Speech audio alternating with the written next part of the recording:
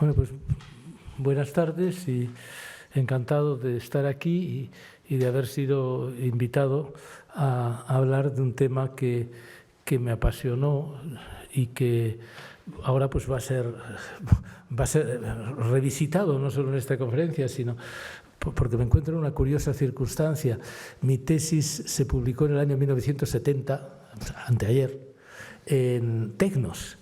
Y ahora, curiosamente, Tecnos me ha ofrecido y me ha empujado a rehacerla y republicarla, lo cual, pues, revisitarse a uno mismo 50 años después es una curiosa aventura en la cual, pues, la lectura de Goya y esta exposición, pues, ha tenido un papel importante.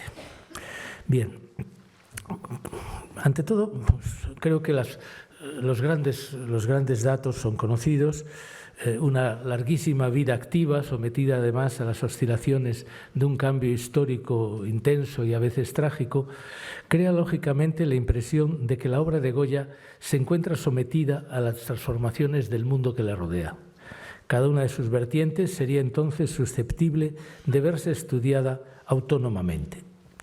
Retratos, cartones, dibujos y caprichos, desastres de la guerra, disparates, pinturas negras. A primera vista, entonces, surge la pregunta: ¿qué relación existe entre los amables cartones para tapices y los posteriores dibujos y grabados cargados de acritud y pesimismo? La impresión es que queda muy lejos, y justamente en El País, me parece que fue Muñoz Molina hace poco el que se marcó las distancias, o entre los retratos de aristócratas y reyes de un lado y las pinturas negras de la Quinta del Sordo de otro. En la faceta de Goya que nos va a ocupar se trataría de seguir un camino y no siempre de rosas, más lejos.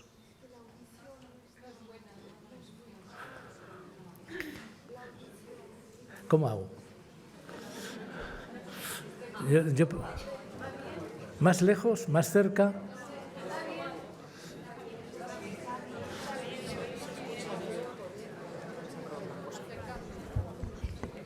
Así, ampliando. ¿Ahora? ¿Se oye así mejor?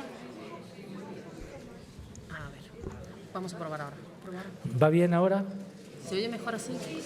Sí, perdonen ustedes, yo siempre he tenido muy poca voz, he tenido que dar clases con micrófono siempre y esto pues fastidia y crea problemas como el que ahora nos encontramos. Bien, quiero decir que desde su feliz progresión en el marco del despotismo ilustrado, bajo Carlos III y Carlos IV, todo va a parar a la desesperación de los desastres de la guerra y, por último, a la oscilación pendular entre el sueño de una España liberal a partir de 1812, cosa que se suele olvidar, y la nueva desesperación provocada por el despotismo nada ilustrado de Fernando VII. Semejante visión de las cosas no es inexacta, solo que necesita recibir un complemento y es insistir en los elementos de continuidad. Por encima de las circunstancias y del paso de un género a otro, y lo ha visto el crítico y literario y psiquiatra Jan Stagowiński, incluso de manera provocativa. Para él, en los cartones estaría, vamos a sacar uno, en los cartones estaría ya la amargura y la crítica en gran medida que vamos a encontrar después en los caprichos y en obras posteriores. Este que les pongo sería un ejemplo, es uno de los temas frecuentes en Goya y importantes en su época, el matrimonio desigual, es decir, la mujer se vende literalmente al mejor postor, al hombre rico, al hombre poderoso, y esto significa, pues claro, una degradación de la condición femenina. En este caso, pues es un tipo verdaderamente deforme el que va a casarse con ella, y había pues caprichos y dibujos en los cuales de otra manera y con otro lenguaje visual muy diferente nos encontramos con escenas similares. Entonces, la conclusión que saca Stagowiński es que en los cartones para tapices palaciegos estaría ya bajo la superficie, bajo la capa de luminosidad. Esto hay que detectarlo porque se vio muy bien en la estupenda exposición que hubo aquí de cartones hace unos pocos años. El orden social está ahí también el orden social cargado de melancolía, de violencia y de mentira que pasa a primer plano en los caprichos. La carga de pesimismo que preside la óptica social de Goya puede ser apreciada en múltiples detalles cuando se tocan temas centrales en la España del momento. Lo vemos en el caso del matrimonio desigual, lo vemos en la situación del clero, lo vemos en la situación de la enseñanza, en el tema de la prostitución, etc. La visión del mundo de Goya es pesimista. Lo deja claro en la explicación del Capricho Sexto. El mundo es una máscara. El rostro, el traje, la voz, todo es fingido. Todos quieren aparentar lo que no son, todos se engañan y nadie se conoce. Las relaciones de género serían el campo privilegiado para su expresión, para expresión de esta falsedad en la sociedad española. Y de esa deformación no escapan las clases populares, aun cuando Goya no deje de expresar su conmiseración hacia quienes acaban en la desgracia, sea ya pues una prostituta o el viejo albañil, el viejo trabajador que practica lo que se llama en el momento los oficios útiles. En el trasfondo de Goya, en su libro, Edith Hellman explicó ya muy bien que Goya no se identifica con el pueblo. Esto es una cosa importante. Al igual que otros reformadores ilustrados, su perspectiva es de abajo arriba. Perdón, de arriba abajo. Siente la distancia, tanto en relación con el pueblo como con la mujer. No hay empatía. Y cuando el pueblo adopta la violencia o la superstición, pasa a ser populacho. La diferencia entre la mentalidad propia del despotismo ilustrado, en el cual trabaja Goya, reside en que para Goya el reformismo de que hablan los Floridablanca o los Campomanes lleva a un callejón sin salida, porque tiene por objeto mantener la primacía y la explotación ejercida por los estamentos privilegiados, por el clero y por la nobleza. Goya sí toma posición por el pueblo trabajador, pero en condición de grupo social aplastado por los de arriba. Y cree en la educación. Esto, como buen ilustrado, es una seña de identidad que no falta. Su racionalismo, entonces, no propone la igualdad, sino acabar con una insoportable desigualdad. En la medida que su inserción profesional en el mundo del privilegio, que son sus clientes, se lo permitan, convertirá sus imágenes en instrumentos ideológicos para desenmascarar a los beneficiarios de la desigualdad. En la medida también, claro, que se lo permita la intolerancia ambiente. Y la breve difusión pública de los caprichos por Goya, cuando son publicados, me parece que se vendieron 27 copias, y luego el recurso de regalárselos al rey para que no se los persiga la Inquisición, pues prueba esto muy bien. Tras el fogonazo de la Constitución de Cádiz, una vez sofocada la luz, volverá el dominio de la oscuridad, más intensa aún que a fines del 18. Pero incluso entonces, cuando la imaginación ya no sirve para cambiar nada, quedará el recurso de utilizarla para describir las terribles consecuencias del triunfo definitivo de la oscuridad. Él es el hilo negro que une al último Goya con su etapa inicial y que nunca se ha roto. Ahora sí que es un pintadiablos, como se definió en una carta a Zapater. En este itinerario se inscribe la sensibilidad estrictamente política de Goya, desde cuyo ángulo sí resulta útil la periodización, es decir, son cambios, pero siempre con una atención a los elementos de continuidad. Tenemos entonces 3 periodos cerrados por un breve epílogo en 1814. En el primero, centrado en la década de 1780, Goya realiza sus primeros retratos de personajes políticos al tiempo que desliza elementos de ruptura e innovación en su trabajo como pintor de cartones para tapices. Esto es un tema que viene del siglo XVI y del siglo XVII. Pues los niños del pueblo, los niños populares, ahí está Murillo, está en Francia los hermanos Lenin, en fin, la gente necesita, igual que las sociedades actuales llenas de delincuencia y de corrupción, pues necesitan miles de películas y miles de representaciones desde Sherlock Holmes en adelante que les muestren estas lacras, pero de forma asequible, como dominadas. Entre tanto, es un profesional de éxito creciente. El segundo periodo, a partir de la muerte de Carlos III, tiene lugar la eclosión de su genio como crítico de la vida social española. Desarrolla un lenguaje propio, de los dibujos a los caprichos, al mismo tiempo que en el mismo año 1799 culmina su curso de honores al ser nombrado primer pintor de cámara de Carlos IV. Es también el tiempo de su primera implicación política como pintor. Sigue un paréntesis dorado hasta que el impacto trágico de la Guerra de Independencia abre el tercero, y es entonces cuando asume Goya la doble condición de testigo de la barbarie y, lo que, insisto, se suele olvidar, defensor entusiasta del cambio político que anuncia la Constitución de 1812. El epílogo de este recorrido, ya lanzado el país en la cuesta abajo de la reacción de Fernando VII, consistirá en un espléndido ejercicio de simulación, que será el punto de llegada de esta charla, al defender con un máximo riesgo personal la libertad, cuando la suya como libertad de expresión, la del país como libertad constitucional, cuando recibe el encargo de retratar a Fernando VII. Una primera mirada nos permite apreciar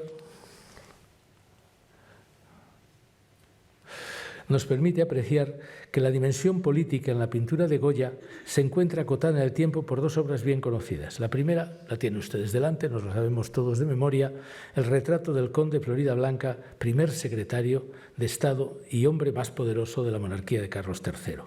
Y luego, en 1814, el citado retrato de Fernando VII, que acaba de recuperar la corona, volviendo de Francia, y se instala en la represión. En el primer caso, por la correspondencia con Zapater, sabemos que Goya sigue con angustia la reacción que puede tener Floridablanca ante su cuadro, porque está en juego su futuro. Él arranca de la nada, él arranca de la penuria. Entonces, el subir depende mucho de la receptividad, de nada menos del cuadro que ahí plantea. Y la verdad es que las cosas saldrán bien, aunque Floridablanca no esté entusiasmado. En cambio, cuando 31 años más tarde ejecuta por un encargo del Ayuntamiento de Santander el retrato de Fernando VII, cuentan sobre todo los 8.000 reales del pago. Una interpretación inmediata de este tránsito nos llevaría a ver en Goya a un pintor al servicio del absolutismo y nada más lejos de la realidad. De entrada, el retrato que vemos de Floridablanca en su despacho oficial constituye un emblema de lo que quiso ser el despotismo ilustrado en España, una estrategia para la reforma en profundidad del país. El conde aparece como si estuviera ante un espejo, con la mirada puesta en el futuro, mientras sobre su mesa se amontonan los documentos y vemos en primer plano el utópico proyecto del Canal de Aragón. Los ilustrados soñaban con canales, olvidando un poco que el relieve español, bueno, los relieves también se olvidan hoy, es uno de los momentos más catastróficos de la película, esta 1917, pero al revés, o sea, en una zona lisa de Francia, pues hay un río que parece afluente del Niágara. No sé si alguno de ustedes ha visto la película, cuando la vean lo encontrarán.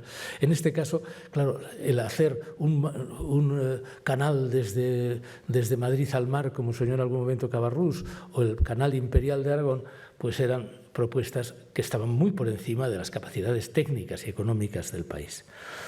Pero bien, este es el personaje, y detrás vemos en la sombra, en un retrato, vemos a Carlos III, que aporta la sanción del monarca a su ministro, un monarca siempre absoluto y siempre ilustrado. El gran reloj indica la precisión. Es un poco la antítesis de la linterna que vamos a ver en los fusilamientos del 3 de mayo. Goya cierra la escena, casi en la oscuridad. El fin del retrato de Floridablanca, resumió en su día un excelente conocedor del tema, Glendinning, es subrayar la eficacia del conde y su actividad ministerial. La frialdad de la figura de Floridablanca permite intuir el lado débil de la política reformadora del absolutismo.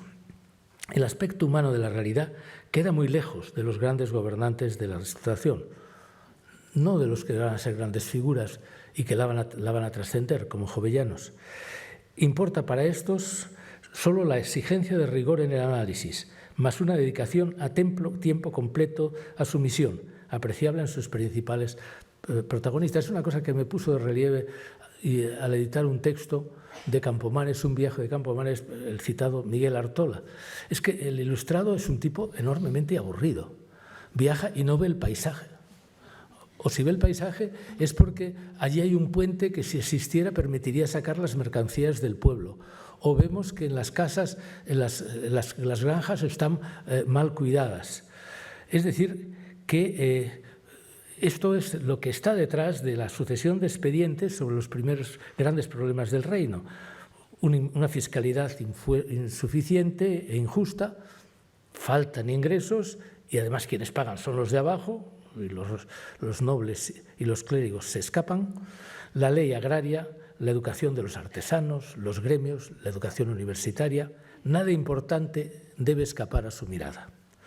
Claro, el principal obstáculo para la puesta en práctica de semejante intención de reformarlo todo es que los propios reformadores rechazan la posibilidad de que el cambio afecte lo más mínimo al poder establecido y a ellos mismos. Campomanes advierte, claro, dice, los artesanos tienen que aprender a leer, pero advierte inmediatamente, si eso fuera, tienen que aprender a leer porque así producirán más. Si produjeran menos, si fuera negativo, yo sería el primero en prohibirlo. Las cosas se manifiestan, mis queridos ilustrados vascos, el hijo de Peña Florida, que visita en Suecia las ferrerías de allí, que son muy superiores a las del País Vasco, y que están iluminadas por la noche, y que les permite trabajar 24 horas a los trabajadores. Dice, eso es tan hermoso como una ópera de Haydn. Dice. Es decir, que es una visión estética muy hermosa, pero que está muy apegada a su situación. Entonces, y además los encargados, los órganos encargados de decidir y poner en práctica las reformas, los consejos de la monarquía, no los integran otros que las personas y los grupos sociales que se benefician de que esas reformas nunca lleguen.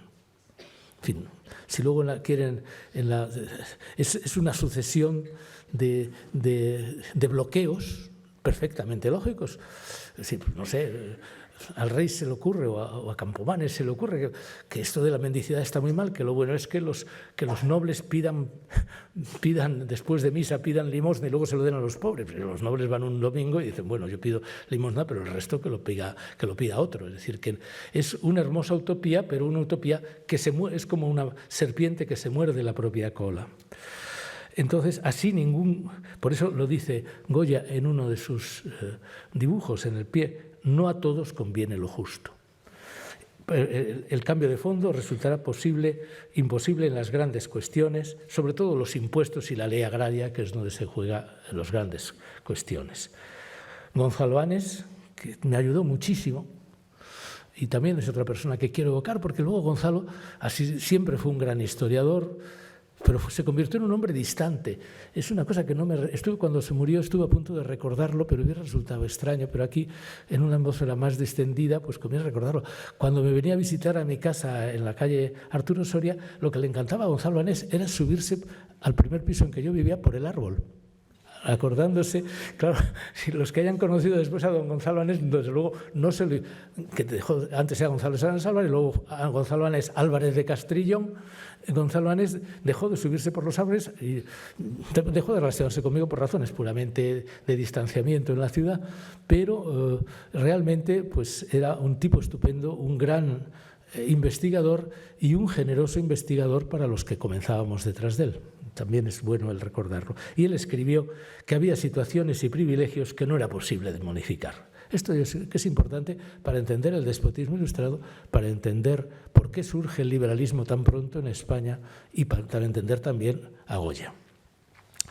De ahí que, contando solo con una plataforma muy minoritaria, pensemos que el periódico, he traído su sucesor, el periódico más influyente que mueve todo en la década de 1780 es El Censor, este es su sucesor, el corresponsal del Censor, es esta cosita que se tiraba a 500 ejemplares.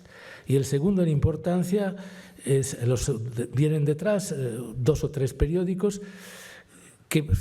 entre ellos el Diario de Madrid, donde se publica el Anuncio de los Caprichos, son 1000 ejemplares. Y era esto. Entonces, mi hipótesis interpretativa es que era tan claro, el despotismo ilustrado arrojó tanta luz y dejó tan claro que sin cambiar no se podía hacer nada, que por eso existe esta eclosión del liberalismo y esta eclosión de la libertad que hoy acaudilla. Y entonces, claro, El Censor es un ejemplo muy claro, este periodiquito que nace en 1781, Florida Blanca lo apadrina, frente a Campomanes cambia la legislación para que los censores no lo bloqueen. Pero después, pues, el bueno del censor es llevado a la Inquisición. No queda, en la España del momento sabemos la noticia porque la publica la prensa italiana, una prensa ilustrada, la Gazzetta Universale, que un cierto Buonarroti publicaba en Florencia en 1767. Y sabemos que el pobre pues, fue procesado, tuvo un autillo y se le prohibió escribir para el resto de sus días. Floridablanca, a partir de ese momento, le mantuvo la subvención, pero le prohibió escribir. Yo creo que es un buen ejemplo de cómo estaban las cosas en el periodo. Entonces, el censor, ¿qué hace? Pues emprende una campaña sistemática, como en los Caprichos luego, contra los aspectos irracionales de la vida española, contra la nobleza ociosa, contra la superstición reinante en los conventos y en las predicaciones, el atraso de las ciencias o las apologías, como la de Forner, que era un pájaro más raro, es el pensador más raro que me he encontrado en mi vida, el de las exequias de la lengua castellana. Si quieren, en el diálogo pues puedo contarles alguna cosa, porque no he encontrado un pensador tan contradictorio consigo mismo, obviamente por razones muy claras, por subir. O sea, no está contradictorio consigo mismo porque las ideas se le crucen, sino porque los intereses se le cruzan. Entonces, en torno al censor se agrupan los que sean mentores de Goya, como el propio Jovellanos, que publica allí, Meléndez Valdés también publica. La actitud declarada del censor prefigura la de Goya, poner de manifiesto el desorden social, declarando que una vez entregado a meditar en todo, ninguna autoridad humana será capaz de persuadirme de lo que mi razón repugna. Es lo que va a llevar a cabo con los Caprichos Goya en los años 90. Entre tanto, Goya se dedica a la ejecución de retratos bien pagados de la aristocracia, ha alcanzado un modo de vida inmediable, ya no hace antesala ninguna, dice en carta a Zapater, el que quiere algo me busca, soy libre, yo no me hacía desear más. Escribe en 1786. Retrata a Carlos III, entra en cordial relación con el futuro Carlos IV, para quien ejecuta cartones para tapices, labor que había iniciado en el 75. En principio se trataba en ellos de poner en primer plano el decorativismo, con escenas amables o de género que agradaran a los príncipes, pero como les dije, enseguida Goya mete la pata y retrata otras cosas. Hace dos que son tremendas, con una precisión enorme incluso en los trajes regionales que llevan los personajes. Pero imagínense, la estatua es una lucha a rotazos. Es un antecedente del famoso cuadro de los dos personajes que más tarde van a pelear a garrotazos en otra obra de Goya. Y sobre todo, además de la violencia, lo que todos los cartones traducen en esa época es una sensación de inseguridad. Incluso en temas triviales como la gallina ciega o la pradera de San Isidro, que culmina en el Pelele. Son obras festivas, pero de una tristeza de fondo infinita, lo que contrasta con la aspiración a la permanencia del absolutismo. Entonces empieza a despuntar la atmósfera de los Caprichos, al finalizar la década, en el cuadro sobre la atención de un santo a un moribundo, entran en escena por vez primera unos pequeños seres demoníacos en el rincón del cuadro, y por eso Goya en carta a Martín Zapater se autodefina como un pintadiablos. Luego va a pintar muchísimos más diablos o cosas parecidas. ¿Qué? En el cuadro del moribundo, y me parece que era San Francisco de Borja, en un rinconcito. Hay unos diabletes, por eso todavía es un juego, ¿no? Porque se supone que el moribundo ha pecado y a pesar del esfuerzo del santo se va a condenar. Y entonces, por eso, la forma de poner que no se va a salvar. Si ves al santo y el otro que se muere, obviamente se salva. Si le pones unos diablos muy contentos en un rincón, pues se condena. Goya tenía una capacidad de juego infinita, al margen de muchísimas otras virtudes como artista. La dimensión política de Goya cobra entonces forma en los años 90. Varios factores, tanto externos como personales, concurren para ello. Cambian dramáticamente tanto la coyuntura política como la económica, y ello tiene lugar en un marco que no solo es español, sino europeo. Se va a caer encima la Revolución Francesa. Muere Carlos III y hasta 1792-93 pues no sobreviven los que él hubiera querido que siguieran siendo los consejeros de su hijo, Floridablanca primero y luego pues el conde de Aranda, que le caía mal a Carlos III porque era muy bruto, era un aragonés de cuento. Y entonces, imagínense la anécdota con Carlos III, que se cuenta de que un momento dado Carlos III, después de un debate, le dijo: pero Aranda, es que eres más terco como una mula. Y entonces Aranda le contestó: pues yo conozco a alguien más terco que yo. Le preguntó: ¿quién? Pues usted, su majestad. Entonces, claro, este sujeto, claro, pues no encajaba.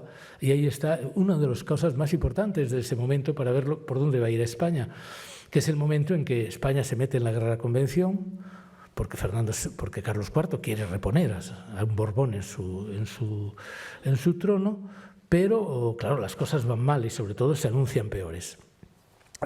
Aranda, que es en ese momento decano del Consejo de Estado, aunque ya lo presida Godoy, dice que la cosa no puede seguir así, hace un examen ejército a ejército, frente a frente, hay que buscar la paz porque nos hunden. Godoy dice una tontería, que era una cosa que se le daba muy bien, y le dice que él trabaja 14 horas diarias, en fin, y la guerra sigue, y bueno, como recompensa, pues Aranda es desterrado en prisión domiciliaria hasta su muerte, casi hasta su muerte. Entonces, a las limitaciones del proceso de reformas ante la revolución surge el miedo al contagio revolucionario. Además, Carlos IV es un rey inepto, incluso para tocar el violín, que le gustaba mucho, dominado por su mujer, María Luisa, que era una mujer muy fea, obsesionada por la belleza de sus brazos. Si se fijan ustedes, en la familia de Carlos IV, el verdadero protagonista, el eje de la representación del cuadro, son los brazos de María Luisa de Parma. Entonces, era una mujer inclinada al mando y desde muy joven a la vida disipada. Es una deriva moral que va a desembocar en la privanza de Godoy, sobre cuyo contenido pues no me pronuncio. En el orden económico, desde los años 80, se abre una frase importante de depresión. Ha habido una onda ascendente de crecimiento del siglo. Comienza el 2008, comienza a fines de la década de los 80. La crisis, el precio del pan, por ejemplo, se duplica en Madrid entre el 85 y el 88. Las crisis incrementan la pobreza, el bandidaje y en ciudades como Madrid una prostitución que ya era floreciente. En su arte de las putas, Moratín, padre, habla de 100 burdeles para menos de 200.000 habitantes. O sea, que el universo inmoral descrito por Goya no es imaginario. Y por fin llega el golpe de la enfermedad del 93, durísima y con la secuela de la permanente sordera. La dimensión personal de la vida confluye en Goya con un medio social y político deprimente, donde el legado crítico defensor adquiere plena actualidad. En fin, en 1792 de la elaboración de cartones enlaza con una nueva etapa creativa centrada sobre el dibujo una vez pasado el trauma de la enfermedad. Sin olvidar, claro, los retratos muy demandados y pagados generosamente. La preocupación por cuanto sucede en torno suyo, que ustedes lo pueden ver viendo la espléndida exposición que tenemos aquí todavía y que es irrepetible, por desgracia, por conservación de las obras, y en la cual, ya que yo soy siempre crítico, pues no puedo dejar de lanzar mi crítica. Hay una crítica que se deriva de la abundancia de obra representada. Es imposible, o sea, es una obra maestra de agrupar la producción de las distintas fases, pero no hay manera de que entonces se evite pues unos ciertos solapamientos. Era un precio a pagar. Entonces, es un momento en que sus retratos son muy demandados, pagados generosamente, y, como les digo, Goya comienza en sus dibujos a convertirse en un periodista donde el fotógrafo va fijando los sucesos que le parecen significativos. No es un fotógrafo que retrate todo, retrata aquello que le interesa. Y incluso utilizando la técnica de representación para fijar su ideología. Esto se ve muy bien en imagino que más, pero a mí me llamó la atención el cuadro titulado El cacharrero, donde si se fijan, si lo miran ustedes, está el primer plano comprando los cacharros al vendedor, una joven prostituta compradora acompañada de una señora que puede ser su Celestina, con el coche de una señora que se aleja siguiendo una diagonal, en segundo plano. Es un auténtico... Piensan ustedes que esto podría ser una fotografía, un contrapicado inferior mediante el cual Goya define ambos planos sobre una diagonal, marcando, y esto es importante, la prioridad de la escena popular sobre la presencia nobiliaria. No podemos tampoco entrar a fondo en el tema de la mujer, que ustedes ya conocen bien, la cual, por cierto, esto no sé si se lo han contado, pero a mí siempre me ha llamado la atención, atrae siempre a Goya por su belleza. Hasta las mujeres que están siendo asaltadas por los bandidos y son asesinadas son hermosas. Y esto constituye el eje en torno al cual, pero la mujer es también el eje en torno al cual gira el desorden de la sociedad. Por una parte, como les decía, en el matrimonio desigual, los malos tratos, que son impresionantes, reflejados en la exposición, pero también causante del mal en tanto que serpiente, volubles. Hay uno de los dibujos que lo recoge. Incluso el dibujo este tan discutido, yo creo que es él y la duquesa de Alba, creo. Es uno de los dibujos en los que se ve una figura que puede ser Goya cogiendo del brazo a una mujer que mira hacia otro lado y que lleva alas de mariposa, signo de mira hacia otro hombre con unas alas de mariposa, símbolo de la fugacidad de las relaciones por parte de la mujer. Pero es que esto, más allá de este o aquel dibujo, lo que refleja es el paso del puritanismo que dominó la época de Carlos III a la degradación moral de sus sucesores. Es del cortejo, como ustedes saben, ya con Carlos III pues, se generaliza esta práctica que estudió maravillosamente una maravillosa novelista y maravillosa historiadora que fue Carmen Martín Gaite en Los usos amorosos de la España del siglo XVIII y se pasa de la costumbre estética, que a lo mejor podía ser superada, desbordada, de la joven que acompaña a la mujer del hombre viejo y rico, allá al adulterio, de una pura y simple. De los cuales, por ejemplo, uno de los ejemplos claros que cita Martín Gaite, sobre bases bien sólidas, es la propia duquesa de Osuna. La imagen social, las consecuencias políticas eran inevitables, a pesar de que Godoy no fuera ni un estúpido ni un total reaccionario. Pero la imagen social era la del rey tonto y la reina puta, que recae sobre Fernando Carlos IV y María Luisa y pesó negativamente, muy negativamente, sobre el prestigio del régimen. Piensen ustedes lo que, bueno, todavía, pues lo de Clinton todavía, lo que gastó a la imagen de Clinton, pues lleven ustedes una situación así a la España tradicional de Carlos IV. O sea, entre los comentarios tuvo que decir Godoy, no me más escritos que hablan del tema, salvo que se pueda localizar a los autores. Y entonces, entre los escritos, pues algunos ya se imaginan, bueno, pues ¿cómo es esto? Entonces la reina va con Godoy. Pues el rey tiene que tener una corteja también, porque era una auténtica conmoción moral que bueno, pues funciona por encima de la realidad, existía como tal.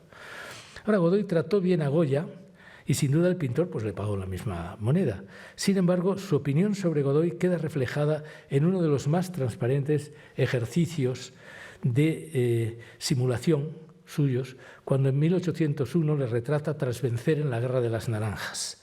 Siguiendo a Velázquez en su retrato del conde duque, no le va a poner el cetro en la mano, el símbolo del poder es la vara del poder. Es algo que, bueno, viene del pensamiento hindú-clásico, viene del Artasastra, por citarles un dato, y del Código de Manú, pero que, bueno, pues permite señalar muy bien estas situaciones de preeminencia.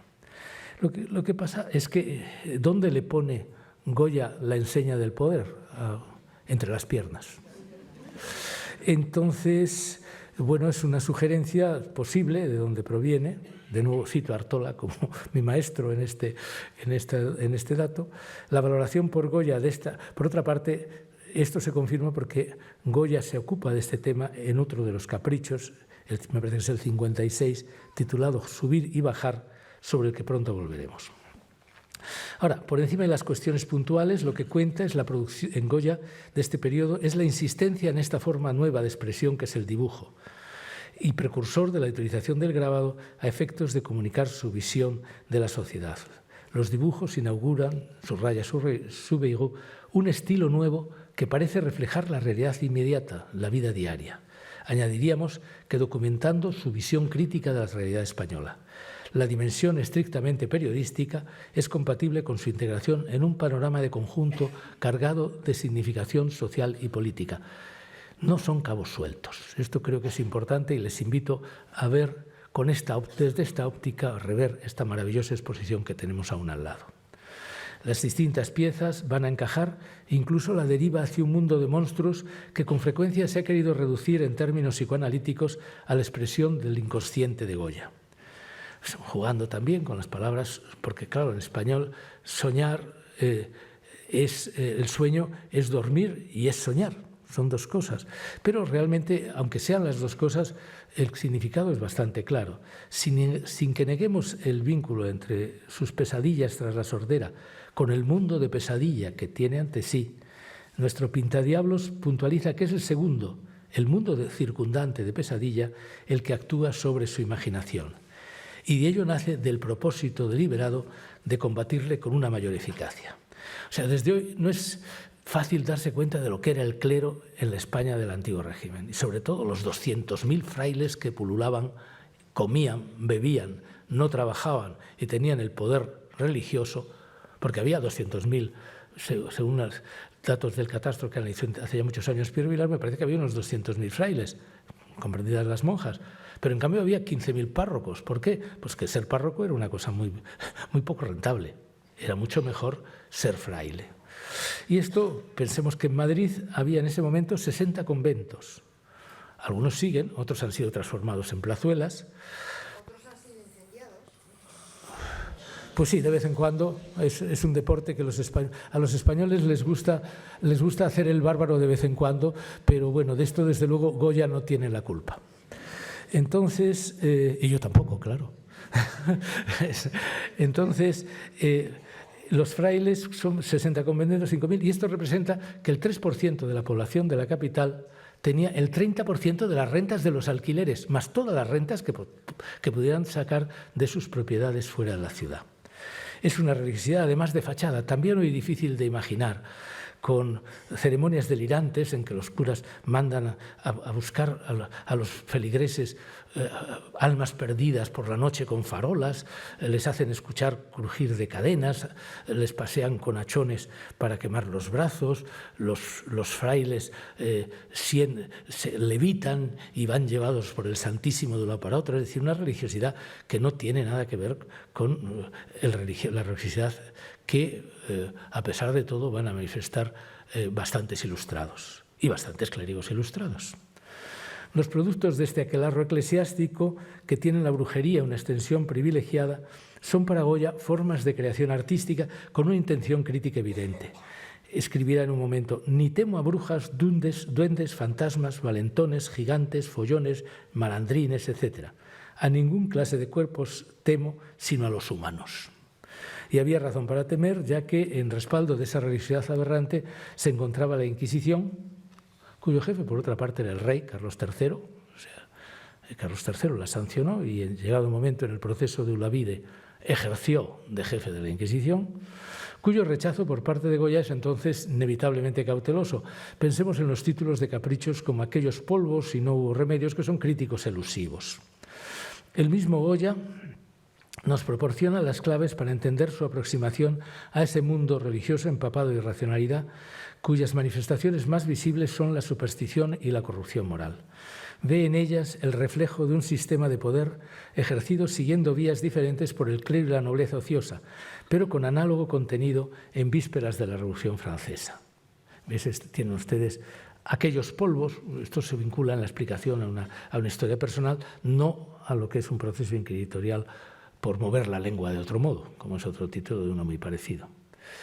Entonces, el origen de este tipo de representaciones, no sé si son originales, no son propias de Goya, pero siguen modelos que unos años antes, 10 años antes, ha trazado los preliminares de la Revolución Francesa. Este tipo de grabados en los cuales son denunciados la nobleza y el clero que cargan sobre el pueblo. En Goya hay más de uno, este es bien claro, se titula Tú que no puedes. En realidad es un refrán más largo, es tú que no puedes, llévame a cuestas. Y es la imagen clásica de que el clero el clero y la nobleza son estamentos cuyo peso recae de una forma insoportable por el pueblo. En la memoria, pero importa ver que el gran hallazgo de Goya en esta denuncia de esta situación va más allá de una crítica ajustada a criterios abstractos, introduciendo la creatividad y la imaginación, tanto para las representaciones de la esfera irracional como de sus componentes simbólicos. Es lo que explica muy bien en un texto breve pero espléndido, que es la memoria presentada a la Real Academia de Bellas Artes en 1792. Goya plantea ya la exigencia de no encerrar el racionalismo en el molde de las reglas neoclásicas de la Academia. Y es lo opuesto en este sentido de otro pintor de la época revolucionaria con el que se le ha comparado mucho, el revolucionario francés Jacques-Louis David.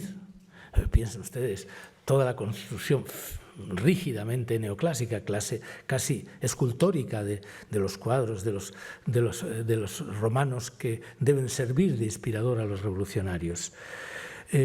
Las academias no debían fijar patrones destinados a atenazar la labor de los artistas, sino potenciar su creatividad, entrecomillado, dejar en su plena libertad correr el genio. Esto acabo de tener la suerte de ver en París la exposición de Leonardo da Vinci. Y Leonardo da Vinci tiene un giro muy parecido después de su colaboración con Verrocchio. Él lo llama de otra manera muy rara, le llama componimento inculto, que como ustedes pueden imaginar, en Leonardo tiene muy poco de inculto, y que se trata de una composición libre, que no se atenga a la reproducción de las formas, sino que se adentre en el movimiento de lo representado para entender su mentalidad. A mí me parece que es una fórmula y que además llevan los dos a algo muy parecido, a la consideración de la pintura como arte divina. Es decir, porque el creador se diviniza al superar la mera reproducción de ese mundo que tiene ante sí. Y lo que vale para el arte general vale también para la expresión crítica de Goya ante la sociedad. En el vocabulario de esta memoria ya aparecen dos adjetivos que luego van a funcionar en el plano político. Liberal se opone ya en este Goya del 92 a servil. O sea, la creatividad es liberal, seguir las reglas del neoclasicismo es servil. Tales ideas inspiran las explicaciones del más famoso de sus dibujos y caprichos del 97 al 99, El sueño de la razón produce monstruos. Y los monstruos de Goya no son los fantasmas de Fuseli, sino la expresión de fuerzas sociales efectivamente monstruosas, creadoras del desorden social. Cabe entonces jugar con este doble significado de la palabra sueño.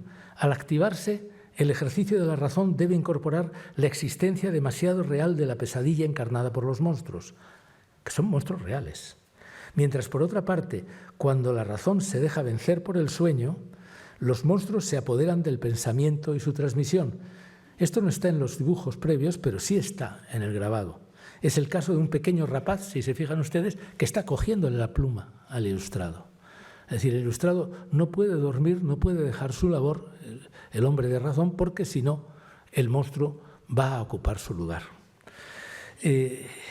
La fantasía abandonada de la razón produce monstruos imposibles, sentencia Goya. Pero unida con ella, es madre de las artes y origen de las maravillas. La razón, Goya lo expresa con toda claridad, debe dominar, pero con la fantasía por instrumento. Perdonen ustedes, me parece que es importante frente a la habitual cosa de que es un sueño, es una creación, tal. No, es decir, este tipo de pintores son bastante, perdonen ustedes la pedantería, son bastante más racionalistas de lo que sus observadores muchas veces piensan. También lo he visto en una reciente exposición sobre Picasso, que el giro que va del Picasso con forma más o menos con deformaciones y tal de los años 20 a la carrera que se inicia en la crucifixión del 30 hasta el Guernica del 36, no es simplemente un juego de la imaginación, es juego de 2 años Picasso haciendo experimentos, incluso experimentos geográficos, para deconstruir sus imágenes anteriores y construir un nuevo mundo de imágenes. Entonces, creo que es importante subrayarlo. Entonces, la autonomía formal en la representación diferenciada de monstruos y hombres, tanto en dibujos como en caprichos, no lleva a una diferencia radical entre ambas esferas, a una fractura, sino una interacción visible en las frecuencias de fenómenos de metamorfosis. Asistimos así a procesos de transformación de eclesiásticos monstruosos, de mujeres en brujas, de estas a supersticiosos que atienden el mandato de eclesiásticos también monstruosos. Aquí todos son monstruosos, en fin, de la mujer a la bruja, del sacerdote o del obispo al obispo convertido en monstruo, que es que está en el grabado justamente resaltado en la exposición que se titula Devota profesión. También luego de brujas a borricos, de estos a malos médicos, en fin, todas estas metamorfosis ustedes la tienen en cuenta, pero responden siempre a códigos previamente establecidos por Goya, al margen de que muchas veces pues, se pueda apoyar en Quevedo o en fuentes anteriores. Ahí está, ya les he dicho, pues, el ejemplo del tú que no puedes, llévame a cuestas, o el aún más feroz, miren qué graves, que son unos frailes poniéndose morados.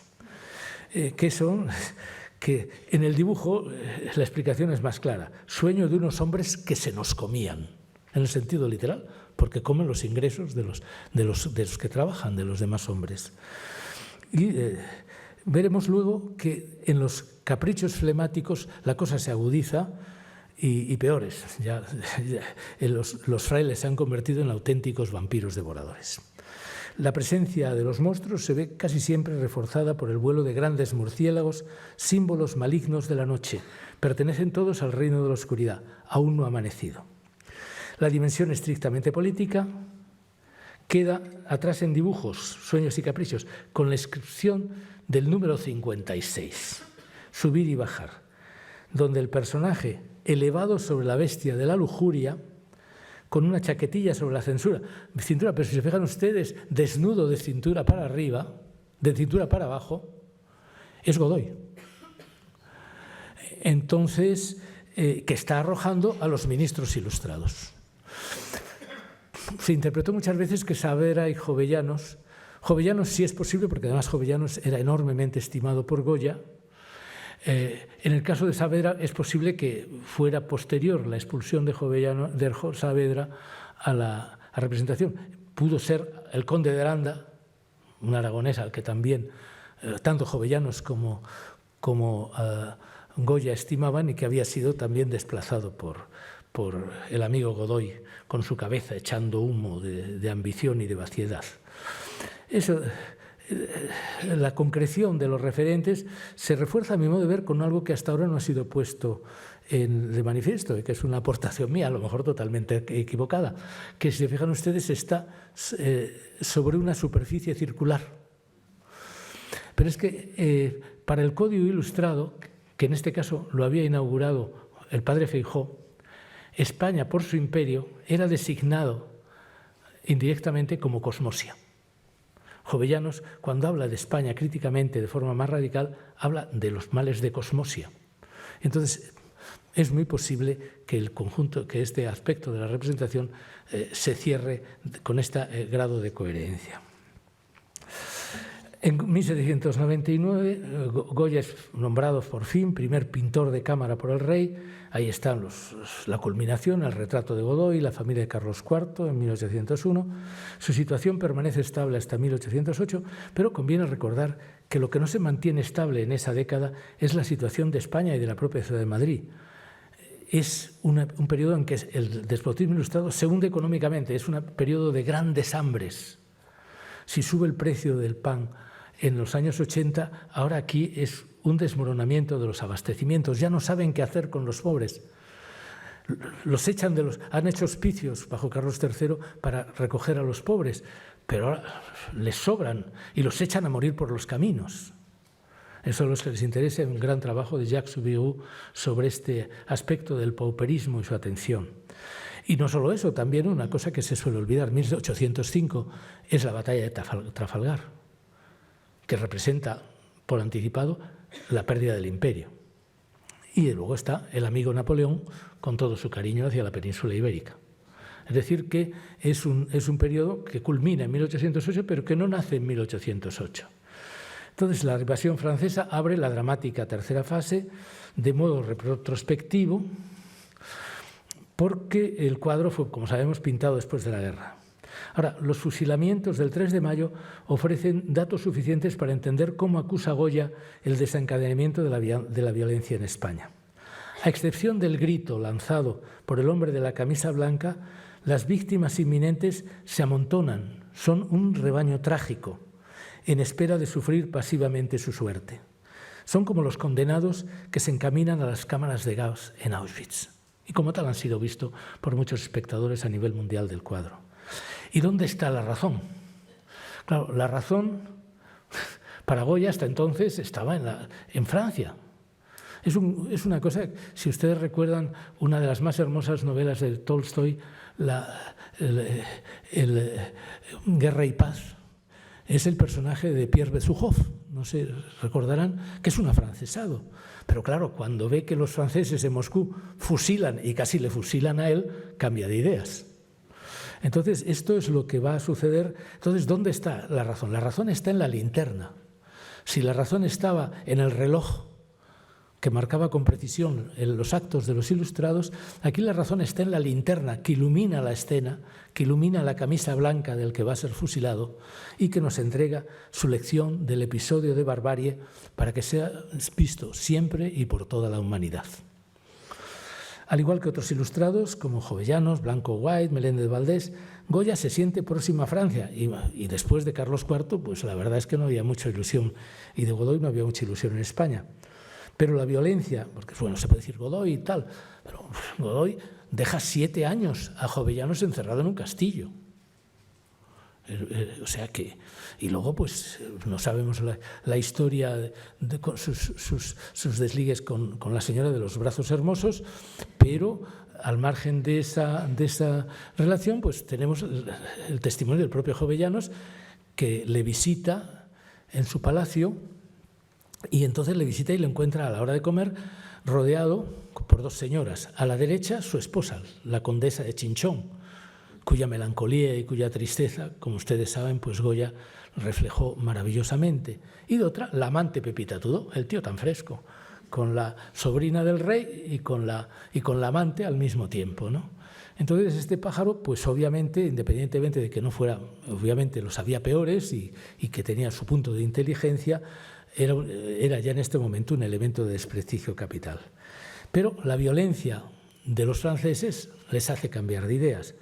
O sea, antes que ser un discreto colaboracionista con José I, pues Goya se desplaza a Zaragoza y se lo cuenta al director de la Academia de Bellas Artes con el fin de pintar las glorias de aquellos naturales, después del primer sitio, a lo que no me pude excusar por interesarme tanto en la gloria de mi patria. El retrato de Palafox y el desastre, inspirado tal vez en la heroicidad de Agustina, qué valor serían el fruto de esta opción. Pero con toda probabilidad, como antes Blanco White, al hacer el viaje de Madrid a Sevilla después del 2 de mayo, en el viaje tuvo que experimentar una profunda sensación de rechazo de Madrid a Zaragoza y vuelta, de rechazo contra el ambiente de brutalidad y xenofobia que impera en la España rural frente a la invasión. A los que les interese este tema hay un libro fácil de acceso, que es el viaje alucinante que hace Blanco White después de lamer las cadenas del despotismo y unirse a la causa patriótica, cuando ve lo que pasa en los pueblos de España, que más que el Gran Miedo, es un fenómeno parecido al Gran Miedo que sigue al 89 en la Revolución Francesa, a la toma de la Bastilla. Aquí la invasión produce, más que el Gran Miedo, la gran ira mezclada al miedo. Es decir, pueblos, por ejemplo, cerca de Trujillo, que como se han enterado de que en Trujillo han matado a 2, pues nosotros tenemos que matar también a 1 o a 2, a los que sean, porque si no va a ser que no somos enemigos de los franceses. En fin, habrá desastres de la guerra que reflejarán esto muy bien. Y cabe pensar que esto incide en Goya.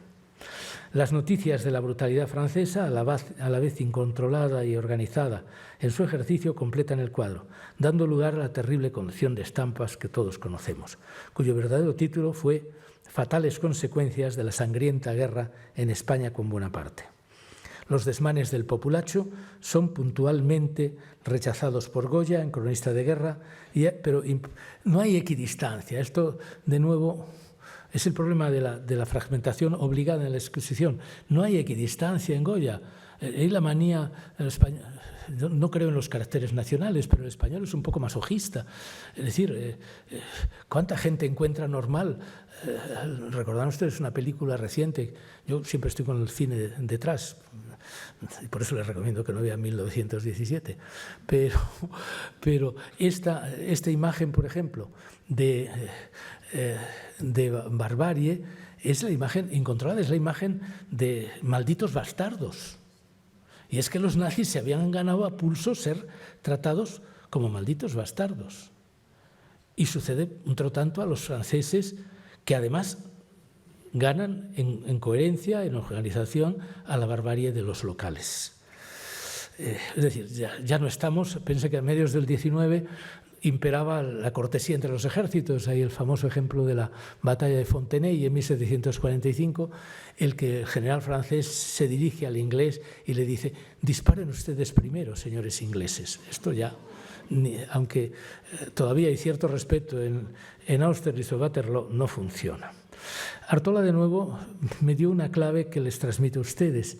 Es un ejército de ocupación que llegan a tener 300.000 hombres de forma permanente por unas guerrillas en un país hambriento, en un país destrozado. Y es una guerra de construcción, de destrucción, que anuncia las guerras de destrucción contemporáneas. Artola ponía un ejemplo que era la guerra de Vietnam. O sea, piensen ustedes que lo que se le cae a España es algo parecido a la guerra de Vietnam para un país que ya estaba en una situación extremadamente difícil y que explica en gran medida lo que va a ser nuestro siglo XIX. No es traiciones de la burguesía ni nada. Es el señor que abre un hotel de lujo en un lugar en el año 2008 y se arruina rápidamente. Pierre Vilar lo expresó de una manera muy clara. España se adentraba en la modernización política de la sociedad liberal justo cuando eran destruidas las precondiciones que habían hecho posible ese lanzamiento.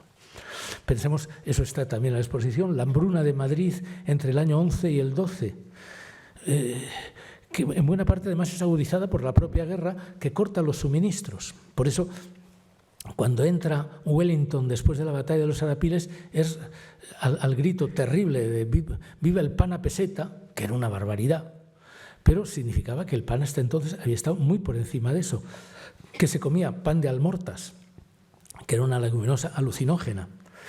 Y son 20.000 muertos en una población madrileña en ese momento de unos 175.000.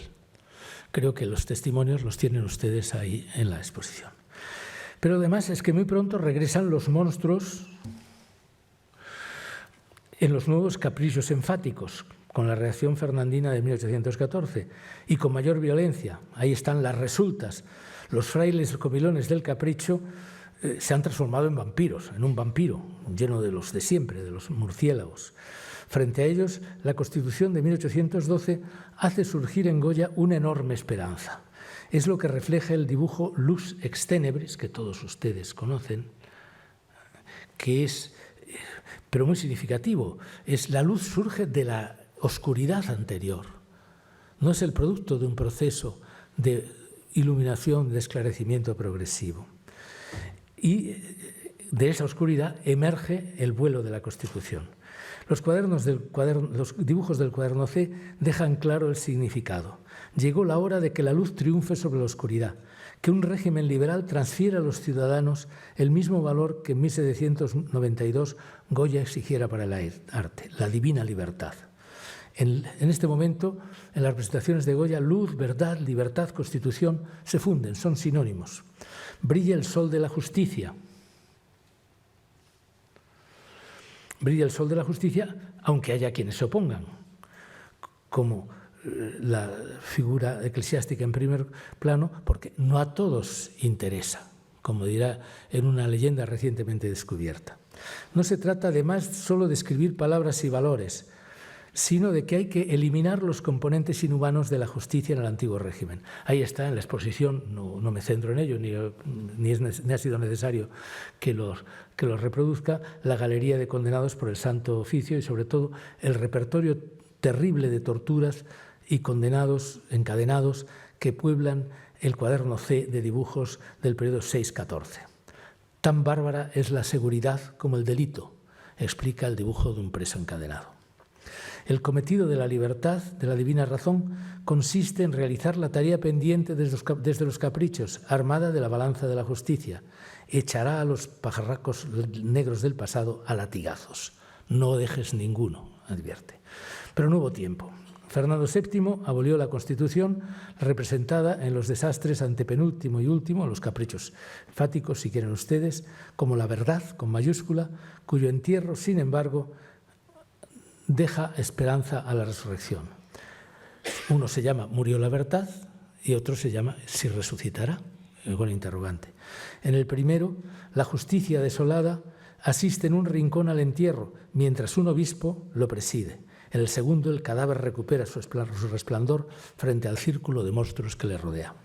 La última estampa de los desastres, que desgraciadamente no está en la exposición, titulada Esto es lo verdadero, ausente de la impresión de 1863, pero incluida en la colección entregada a Ceán Bermúdez, que fue la única inicial, la única que se entregó antes de la muerte de Goya, y esta es ya un elogio abierto del régimen de 1812. Un poco la mini primicia de esta conferencia es que Goya representa a la Constitución de 1812 en esta estampa. No solo la pone en manos de la portadora de la luz en Lux Extenebris, sino esta, señora, es la Constitución. Dices, bueno, ¿por qué el personaje resulta identificable? Pues representa identificable porque Goya tenía un código para representar a la Constitución. Un código parecido, ustedes, me imagino que alguno de ustedes ve los partidos de fútbol. Y entonces, cuando alguien tira un córner o lanza una falta, hace un signo, levanta una mano, hace una cosa, y esto es lo que hace. En la edición oficial de la Constitución del año 12, la joven que la representa lleva el índice de la mano izquierda levantado, señalando la dirección. Y esto es lo que encontramos en esto, y lo encontraremos más tarde en circunstancias más divertidas. El gesto responde a un código de señales. La adhesión, la túnica sobre los hombros, el pecho semidescubierto, la corona de laurel, todo esto nos remite al mismo origen. La adhesión de Goya a la revolución liberal desemboca aquí, en Esto es lo verdadero, en el diseño de una utopía. La exuberante figura femenina, fuente de luz, representa la abundancia que ha de surgir de la libertad, lo que expresa casi por su abrazo con el trabajador, a quien la Sade identifica como un campesino, más la oveja y los frutos que completan la escena. En los textos explicativos de la Fundación Goya Aragonesa se sitúa verosímilmente el origen de esta visión en un texto de Jovellanos, que coincide con la descripción. El título lo rubrica, Esto es lo verdadero. Y llegamos al epílogo, al jaque al rey. Solo que Fernando VII no trajo la abundancia, abolió la Constitución y persiguió a los liberales. El hecho de que Goya pintara dos retratos del monarca en 1814 puede sugerir que se adaptó a la nueva situación antes de emprender el camino hacia los disparates y las pinturas negras. Pues bien, el retrato del rey, encargado por el Ayuntamiento de Santander, no solo elude el menor signo de servidumbre, sino que pone en práctica un espléndido y peligroso ejercicio de simulación revelado ya hace tiempo por el profesor Esteban Lorente. Por medio de él, Goya invierte los contenidos impuestos por el ayuntamiento y pasa de la geografía a la denuncia abierta de la restauración finlandina, en un cuadro sobre Fernando VII, lo cual no deja de tener su gracia y su riesgo. Tal vez desconfiando de Goya, el ayuntamiento fijaba hasta los menores detalles del retrato oficial: la altura, el traje de coronel de guardias de Corps, la posición del cuerpo, los atributos de la realeza sobre una mesa en la que se apoyaría Fernando, un león hispano tras destrozar las cadenas. Se supone que las cadenas destrozadas eran de la invasión francesa, no las que traía el rey. Y a su espalda la imagen de España. Goya no dejó títere con cabeza. Si se fijan, fuera de dejar, claro, al rey lo pone y a la corona, con esto no llega a jugar, pero el león que hay abajo es una cosa rarísima. Eso no es un león, es un bicho repugnante. Y además satisfecho, como diciendo, es el león de Vivan las Caenas, no es el león que ha ganado la guerra a los franceses. Y además rompe unas cuantas cadenitas, pero por detrás está atado. Hay cadenas por detrás.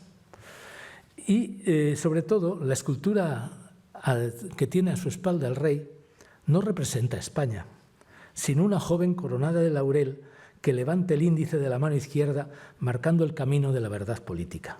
Esto es, representa a la Constitución de 1812. O sea que Goya le puso a Fernando VII detrás la Constitución de 1812. La inmensa burla era mucho más que un juego. Frente a un déspota y al propio retrato de este déspota, Goya convertía al arte en protagonista de una hazaña de la libertad. Muchas gracias.